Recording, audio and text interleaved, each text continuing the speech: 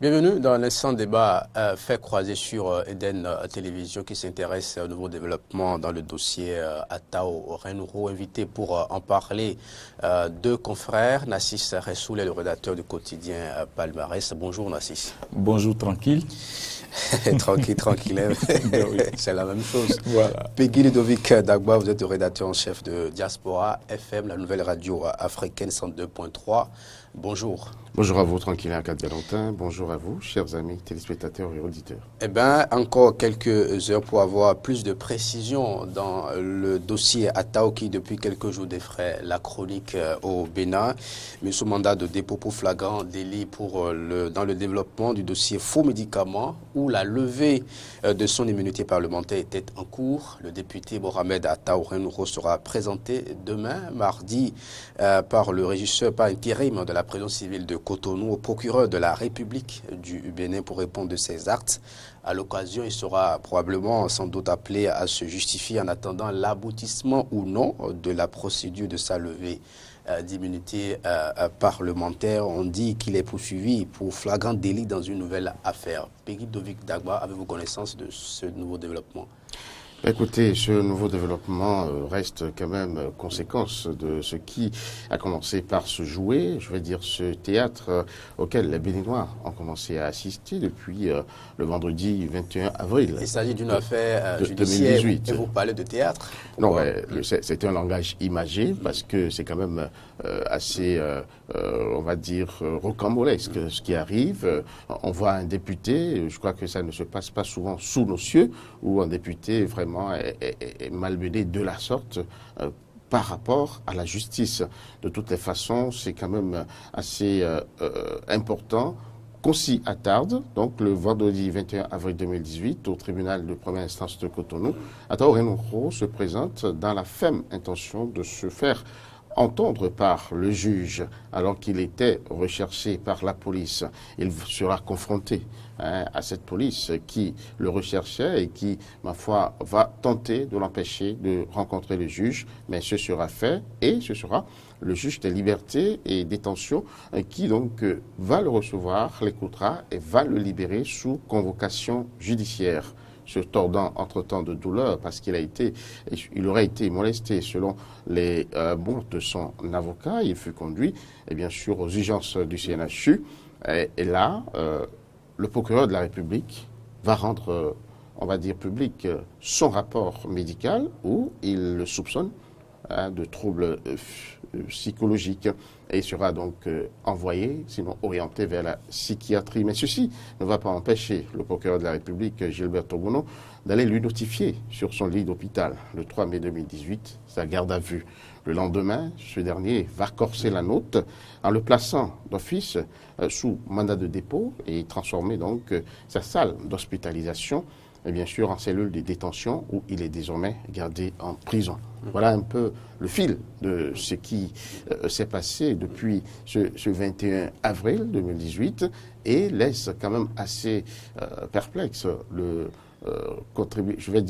Béninois lambda, parce que vraiment, je l'ai dit tantôt, c'est l'une des premières fois où on assiste à quelque chose du genre, un député en fonction qui se retrouve dans les liens de la justice.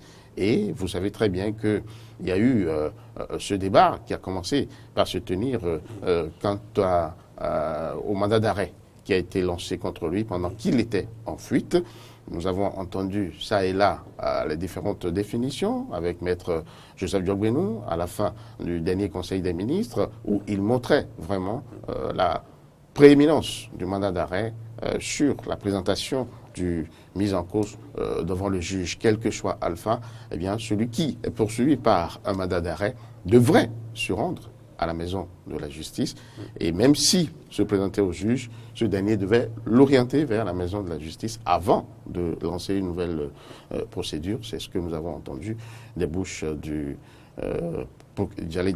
ministre Joseph Diogbenou et cela semble-t-il se confirmer par d'autres avocats de la place. Donc, on va dire que ce qui est sûr, demain, vous l'avez dit dès l'entame de cette émission, on saura réellement si le flagrant délit continue de subsister ou si vraiment il a déjà été mis entre parenthèses et le sort donc du député.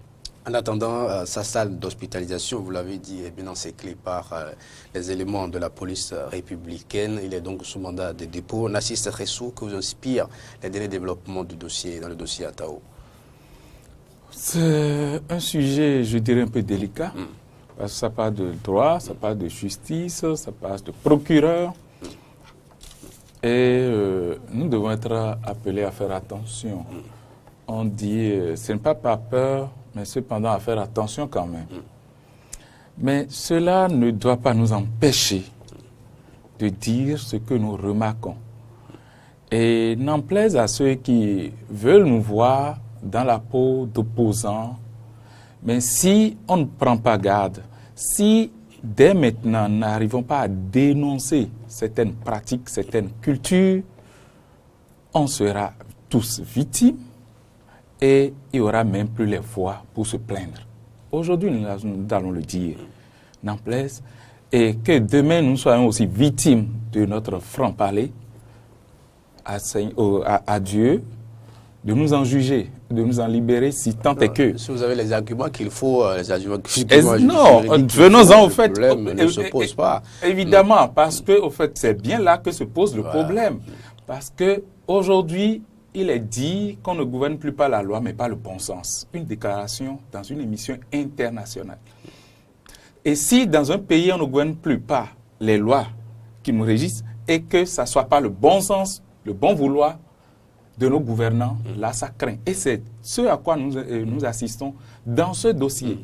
Et je me réfère à la déclaration de l'UNAMAB pour dire simplement que ce dans quoi nous allons, j'ai cru entendre avec les gouvernants actuels hier qu'il y a séparation de pouvoir.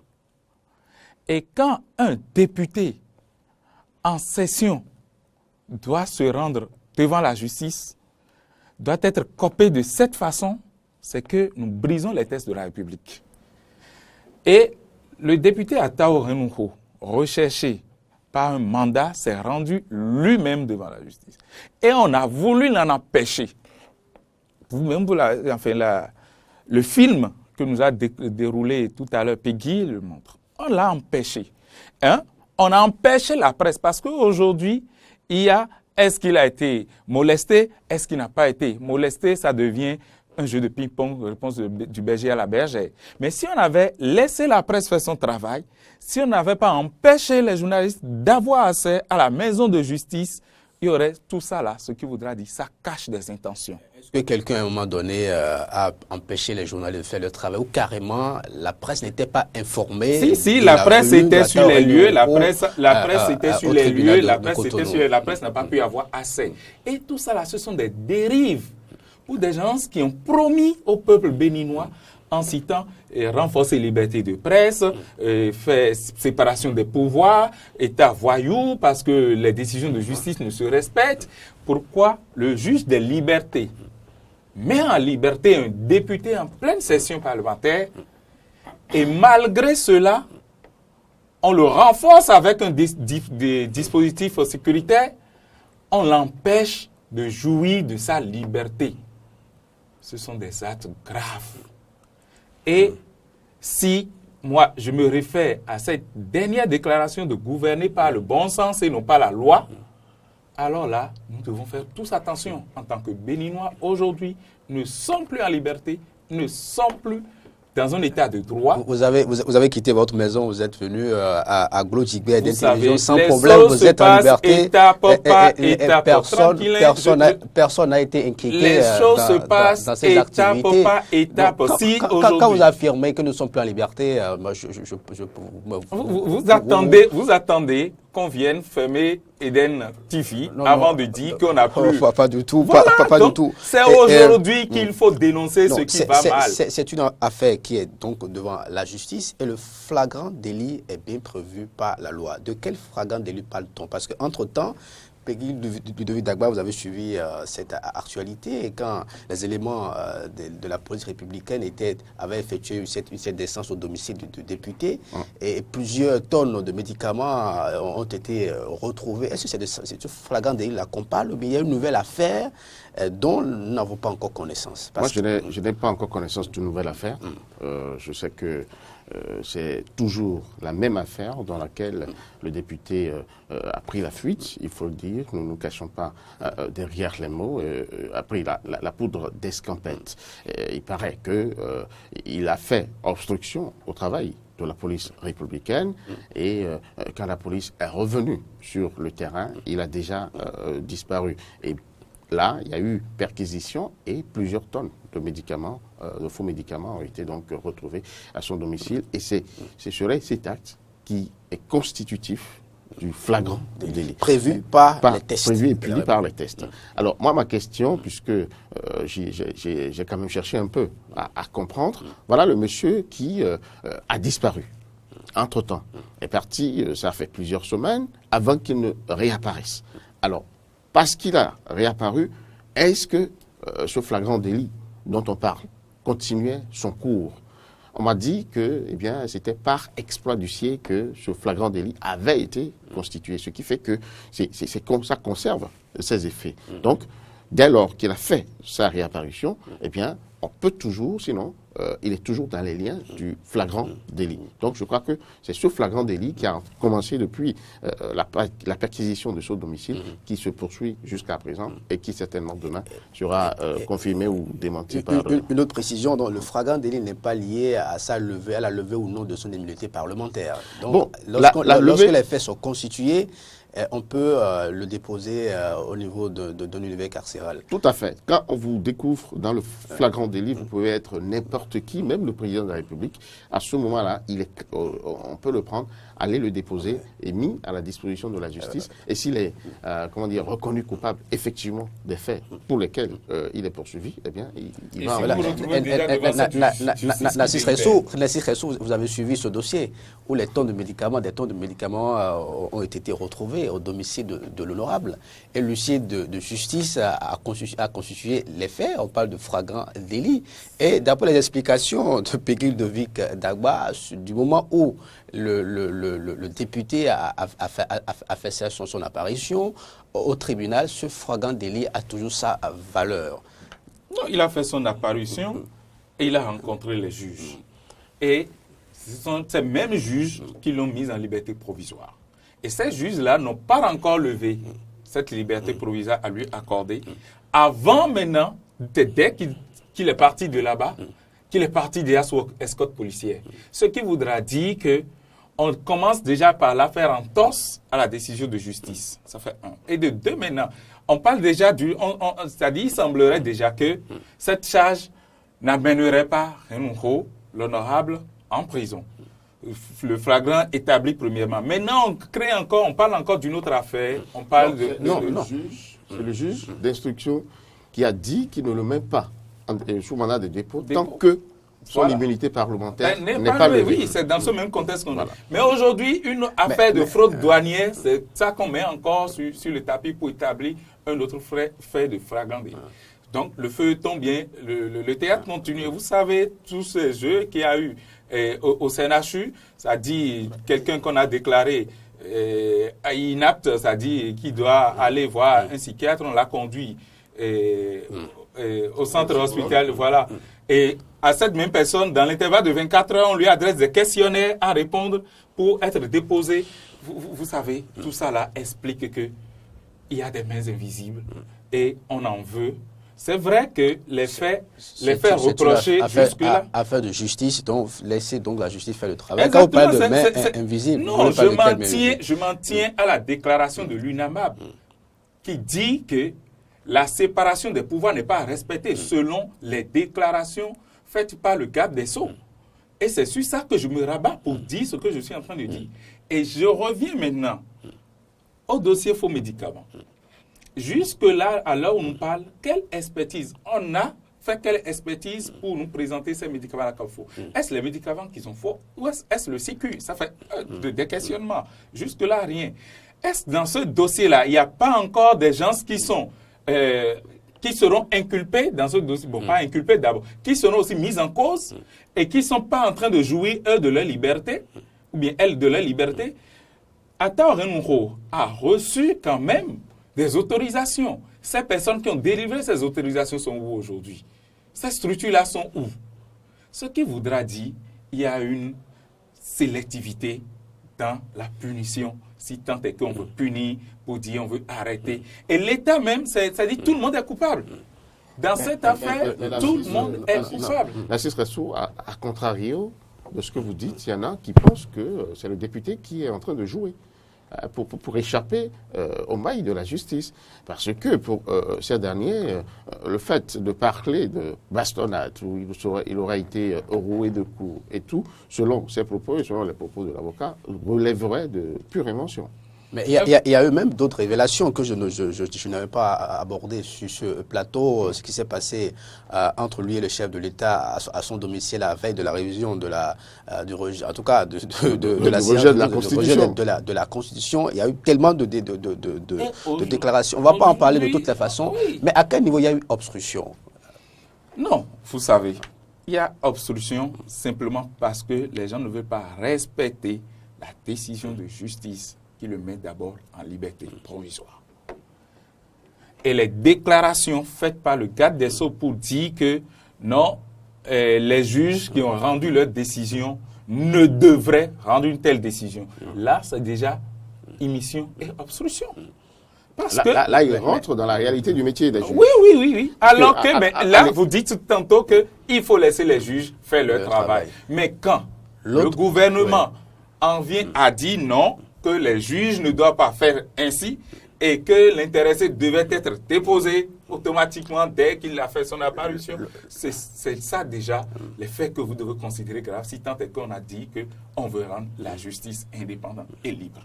Un malade qui est hospitalisé et qui sait qu'autour de lui il y a des forces de l'ordre, va-t-il guérir, va-t-il recouvrer sa santé ou le mal dont il souffre va s'aggraver? C'est là le caractère incongru, excusez-moi le terme, de ce à quoi nous assistons. Parce que quelqu'un qui est sur un lit d'hôpital, déjà taxé de troubles psychologiques, franchement, je ne sais pas, qu'est-ce qu'on veut? Est-ce qu'on veut que ce malade-là guérisse afin qu'on puisse vraiment l'avoir dans sa réalité intrinsèque pour pouvoir vraiment l'interroger et aller au bout du dossier instruit, ou bien veut-on vraiment en finir avec lui pour que on sache que celui-là n'est plus du tout sur la carte. Ce qui est sûr, il y a des zones d'ombre qui subsistent, franchement, dans ce dossier. Et moi, ma ferme conviction est qu'il y a quelque chose qui se passe en dessous. D'abord, voilà quelqu'un qui a fui, il faut le dire. Il a disparu, il a pris la poudre d'escampette parce qu'il a pris conscience de la situation. Rien à faire, on le prend, on le dépose. Des mois après, c'est ce dernier qui se lève lui-même, qui sort de sa tanière et qui dit je viens me présenter au juge. Moi, je me dis, est-ce qu'il n'y a pas eu des garanties qu'on lui a données? Est-ce qu'il n'y a pas eu des négociations sous cap pour lui permettre peut-être de vider ce dossier au plus tôt, histoire de retourner à la case départ pour pouvoir rentrer encore dans les truculences politiques? Moi, c'est des questions que je me pose. Et qui a intérêt à lui donner ces garanties-là et qui, dans l'exécution, on va dire, du deal entre griffes, met le pied dans le plat. Parce que là, je crois que s'il y a eu des garanties, ces garanties n'ont plus été respectées. Et là, maintenant, il a de gros soucis à se faire. Alors, il s'est fait prendre à son propre piège. Moi, finalement, c'est ma conclusion. Et je me demande à quoi tout ceci va aboutir. Parce que là, son embastillement est totalement, cuit, abouti, parce que demain, je ne sais pas ce que dira le juge, autre que de confirmer ce flagrant délit. Quels seront les possibles cas de figure demain devant le procureur de la République? Écoutez, au risque de lire dans la boule de cristal, je pense que le procureur, le juge, dans un premier temps, peut confirmer le flagrant délit. Conséquence, c'est que on le dépose en prison après le procès. Parce que si le procès le reconnaît flagrant délit, on lui applique les règles et puis les sanctions qui vraiment s'y attachent. Deuxième cas, c'est que le juge analyse, va au fond et trouve qu'il n'y a pas de conditions de fraude, de flagrant délit, si c'était le premier. La deuxième affaire dont Nassis Ressou a parlé tout à l'heure. Fraude douanière. Je ne sais pas. Ce qui est sûr, il est défendu par des avocats. Et j'estime, je pense quand même que ce n'est pas des, comment dirais-je, des néophytes de la chose. Donc, ils vont se préparer pour ça. Mais il peut également être lavé, en tout cas, de cette affaire de flagrant délit. Et je me demande si ce n'est pas déjà l'échec du premier flagrant délit qui dicte la résurgence de cette deuxième affaire qui, ma foi, en tout cas, évoque également le flagrant délit. Donc, voilà les deux cas, les deux possibles cas que moi j'entrevois à l'instant. Nassis Ressou, tout porte à croire. Sur ce qui va se passer demain devant le procureur de la République. Qu'il y a un acharnement terrible, même si le mot revient de trop, c'est qu'il est fondé. Et un acharnement terrible, on se pose la question de savoir. Mais la thèse de l'acharnement, pour moi, va être très vite battue en brèche du moment où le gars, bon, excusez le thème trivial, le gars lui-même s'est rendu coupable de quelque chose, au vu et au su de tout le monde. Parce qu'à un moment donné, il a disparu. Oui, dans ces conditions. Moi, j'étais à sa place que j'étais convaincu de ce que je fais, de la véracité de ce que je fais, que je ne disparaîtrai pas. Non, et ça, c'est peut-être la conscience populaire. Attention, des gens sont disparus comme ça dans ce pays et ils sont revenus tout lavés par la justice et ils sont même élus chefs d'État. Tout à fait. Donc, disparaître comme ça, peut-être que vous... le rapport lorsqu'on parle de faux médicaments. Le chef de l'État a rencontré les professionnels du domaine à la présidence de la République et ils ont fait des révélations. Ils ont reconnu justement le faux médicament. Et vous avez suivi ce dossier. Fait des exposés, oui, un exposé. Le chef de l'État a fait un exposé. Et ils s'étonnent eux-mêmes pour dire qu'ils ne savaient pas que ça venait de ces circuits-là, ils ne savaient pas. De telles déclarations venant des professionnels du domaine. Et à un moment donné, ils ont même demandé au chef de l'État de les aider. Ce qui veut dire qu'ils ont compris que derrière, pendant plusieurs années... Vous voyez déjà que déjà sont capables. C'est de l'intimidation, il faut appeler ça là. Et que vous venez leur faire un exposé de votre propre chef. Et je dis, dans tout ce qui se fait, est-ce qu'il y a de contre-expertise? Est-ce qu'on a permis à d'autres sons de cloche d'aller vérifier? Mais du moment où le circuit ne l'a pas requis, cette contre-expertise, et c'est l'une de mes interrogations dans l'affaire. Les avocats devraient quand même aller sur ce terrain-là. Les médecins, du moment tous les niveaux. Du moment où le circuit de distribution, à ce niveau déjà, il y a eu beaucoup de légèreté qui ont été enregistrées. Circuit de distribution et puis avec une autorisation étatique. Il ne faut jamais l'oublier. Et c'est pourquoi je dis, tout le monde est coupable dans cette affaire. Et pourquoi ceux qui ont donné ces autorisations à Tao Renunko aujourd'hui ne comparaissent pas dans ce dossier-là? Pourquoi on les protège directement? Pourquoi? Des questionnements. Donc, il faut comprendre que, alors là, la thèse de l'acharnement reste toujours en vigueur. Parce que si tant est que le monsieur a reçu une autorisation, et même si cette autorisation aujourd'hui se révèle, c'est-à-dire ne devait pas être donnée pour un tel commerce, c'est qu'il est couvert. Et ce qu'il faut comprendre, je me pose la question de savoir, comme Peggy demandait tout à l'heure, à qui ça profite. Et quand vous savez, il ne faut pas avoir peur d'aller sur les raisons, parce que c'est un dossier purement aussi politique. Parce que j'ai dit jusque-là, aucune contre-expertise. C'est comme l'affaire de médicaments ou d'empoisonnement où on a vu le commissaire d'alors, ou le DG d'alors, montrer sans... C'est du passé, concentrons-nous au dossier. Non, c'est de la même façon. Non, ça c'est du passé. Jusque-là, oui, ce sont les réalités. Ce sont les mêmes... Parlons du cas actuel. Le dossier... Non, mais comparons un peu les choses. Il a dit des médicaments qui passent par des pharmacies, jusqu'à aujourd'hui, quelle contre-expertise on a eu pour déclarer ces médicaments-là réellement faux? Est-ce qu'on en a? Non. Le CQ. Personne ne l'a requis, je l'ai dit. Oui, normalement, les mises en cause devraient requérir cette contre-expertise. Peggy, Demander vraiment quelle est la véracité de la Peggy chose. Nassis, le député a quand même dit que depuis qu'il est élu de la nation, qu'il est député à l'Assemblée nationale, qu'il s'est retiré de ce business-là, que c'est vrai, il a reconnu que pendant 10 ans, il était à un moment donné le représentant de Nus Césamès au Bénin, mais depuis qu'il est député à l'Assemblée nationale, qu'il n'est plus mêlé ni de près ni de loin à ce dossier. Mais pourquoi alors on s'acharne à le Vous savez, moi, c'est le silence du Parlement d'abord qui m'inquiète. Sur ce point d'abord, en attendant de parler de la réaction du Parlement. Oui, mais sur ce plan, c'est d'abord sa déclaration. C'est lui qui parle. Moi, je n'ai aucune preuve qu'il s'est vraiment retiré de ce circuit-là. Deuxièmement, on est allé à son domicile. On a trouvé des médicaments dans ces magasins. Des tonnes de médicaments. Alors, ce qu'il dit, face à ce qu'on a observé, moi, c'est les actes qui parlent.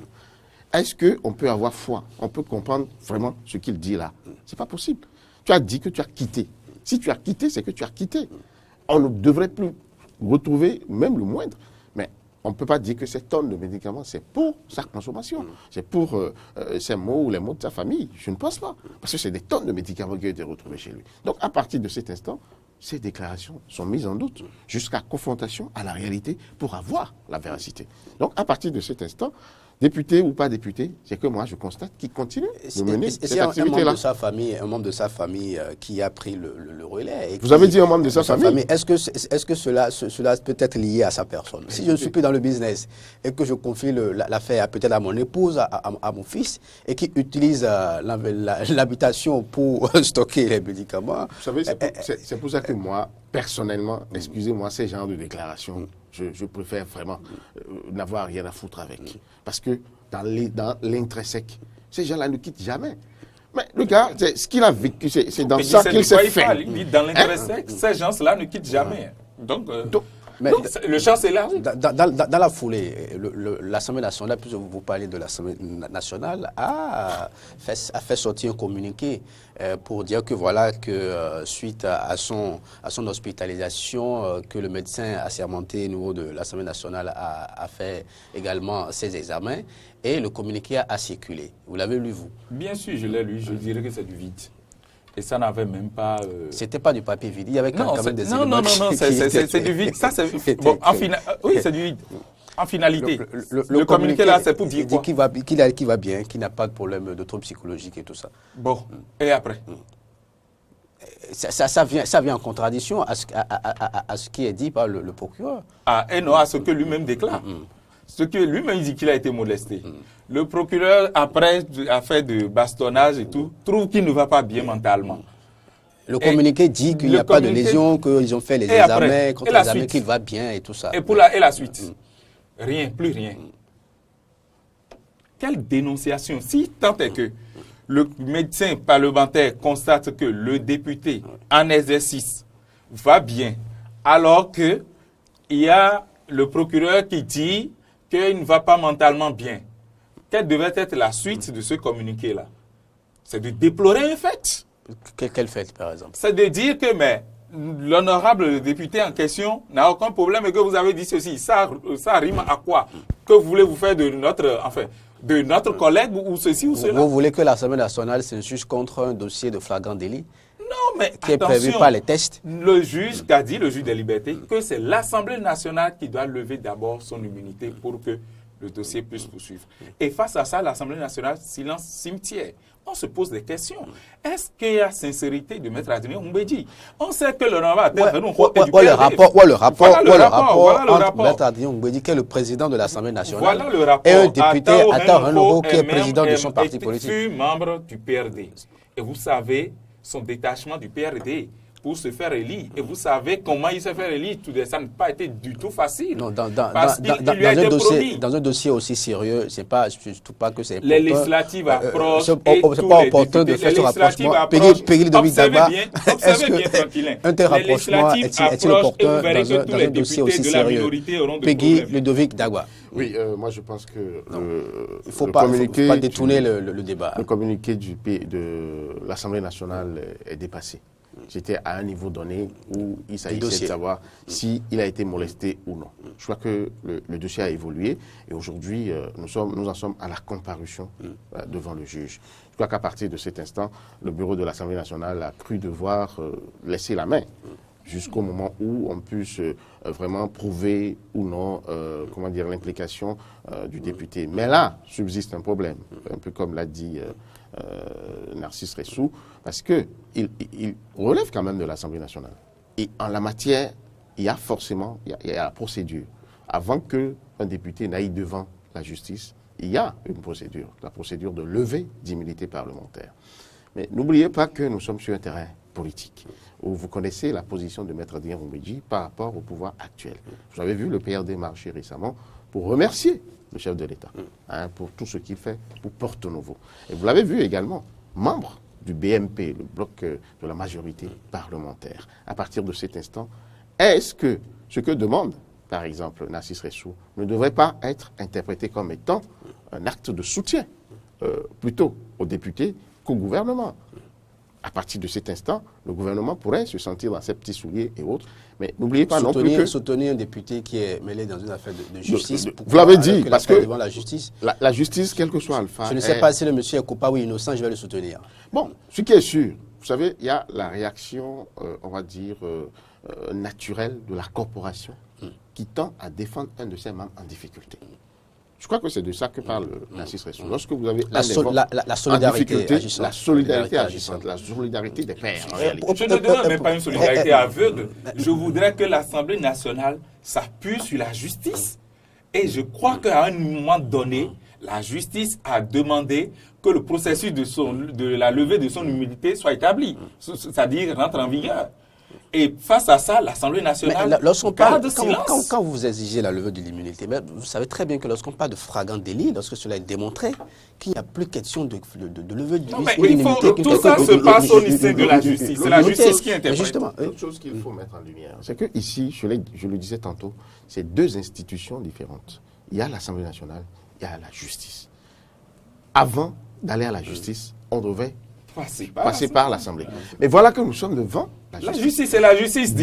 Retourner à l'Assemblée. La justice, en dernier ressort, devra connaître du cas, quel que soit Alpha. Que, l'Assemblée nationale ait suivi la procédure ou pas, c'est que la justice, en dernier ressort, devra pouvoir élucider le cas. Mais les voilà déjà devant la justice. À quoi servirait une prise de position de l'Assemblée nationale à ce moment-là? Parce qu'au niveau de la justice le renvoie devant l'Assemblée nationale. Et là, l'Assemblée nationale devait prendre sa responsabilité. Chacun a son avis sur la question. Mon avis, c'est que la justice a à se prononcer là-dessus, va finir par le faire. Et si vraiment ça ne respecte pas les règles, l'Assemblée nationale a tout lieu de faire tout reprendre. Rendez-vous demain pour connaître la suite à donner à ce dossier. Merci à vous, Narcisse Ressou. Je rappelle que vous êtes le rédacteur en chef de Palmarès. Je vous permets de conclure, si vous avez quelques éléments d'éclaircissement à apporter. Non, je voudrais simplement appeler les uns aux autres à la vigilance. Parce que si on s'amuse avec de petits détails, nous risquons un jour de nous voir devant le fait accompli où le retour sera très difficile. Il ne faut pas que ça soit député, que ça soit juge, magistrat, n'importe quel niveau, journaliste, il faut que nous soyons vigilants, très vigilants. Et c'est ça. Je ne sais pas si c'est une peur qui embrase tout le monde. Peur de qui, peur de quoi? Hier, sur une émission, c'est la question qu'un auditeur a envoyée. Il semble lire dans les médias à tous les niveaux qu'il y a une psychose. Il n'y a pas de psychose, vous avez parlé, vous avez parlé de beaucoup de choses, le PD a parlé, on a opiné, il n'y a pas de question de... Je parle d'une autre émission, je parle en général. Et il dit que lui, il a l'impression, il lit une certaine psychose, une certaine peur. C'est son opinion. C'est son opinion et à ne pas prendre avec légèreté quand même. Merci à vous, Narcisse Ressou. C'était donc l'instant débat fait croiser, placé en garde à vue depuis son lit d'hôpital à Tao Renouveau, aux portes de la prison. C'est une interrogation. On essaie de décrypter un peu cette actualité. Demain, étant donné que mentalement, on l'a déclaré. Donc, vous voyez, il y a une supercherie. À suivre, de toute façon, on sera présent demain au tribunal de Cotonou pour suivre, bien entendu, les délais de développement de ce dossier. À suivre en nouvelle diffusion, fait croiser sur Eden Télévision à 13h30 et sur Diaspora FM à 14h.